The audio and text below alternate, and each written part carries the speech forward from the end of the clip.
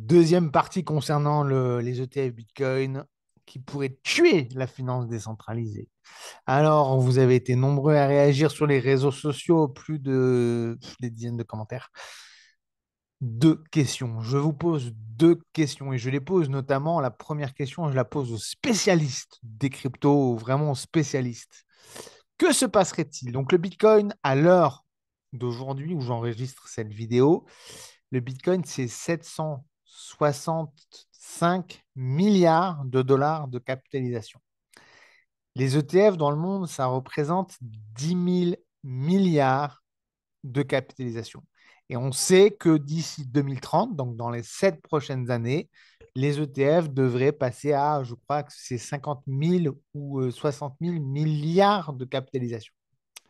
La question donc, avec les ETF Bitcoin, si, bien sûr, si, ça n'est qu'une hypothèse, mais je voudrais avoir votre avis.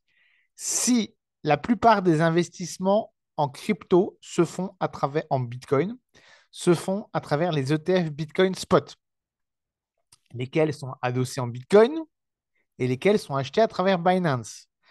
Non, pardon, pas Binance. Coinbase.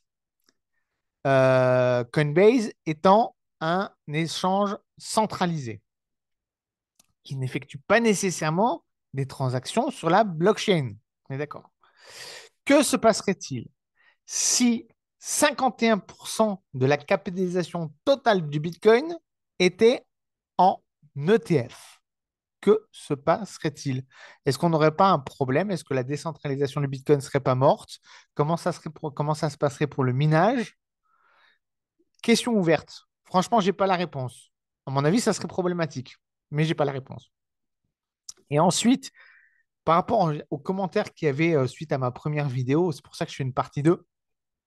Beaucoup de commentaires concernaient le fait que non, les bitcoins, on pourra toujours les acheter de façon décentralisée, etc.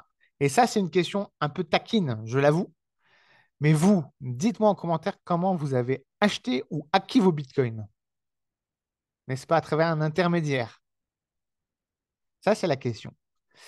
Voilà. Bon, bah, la première question s'adresse plus aux professionnels. Dites-moi qu'est-ce qui se passerait si 51% des capitaux en Bitcoin étaient détenus à travers un ETF. Et vous, particulier, dites-moi peut-être vous faites du minage. À ce moment-là, si vous faites du minage, oui, vous êtes dans la décentralisation à 100%. Maintenant, si vous avez acheté vos ETF sur Coinbase, sur Binance, sur CoinHouse ou je ne sais quoi, est-ce qu'on peut encore parler de décentralisation? Sachant qu'aujourd'hui, moi, je serais bien incapable, moi, simple individu, d'acheter du Bitcoin sans passer par un intermédiaire. J'en serais complètement incapable. Quid de la décentralisation? Voilà, je vous laisse réfléchir à tout ça, commentaire. Si vous êtes un expert, un professionnel à crypto, c'est aussi une invitation, cette vidéo. Je serai ravi de vous recevoir et de vous interviewer dans une prochaine vidéo. Je vous souhaite à tous une très bonne journée. À bientôt.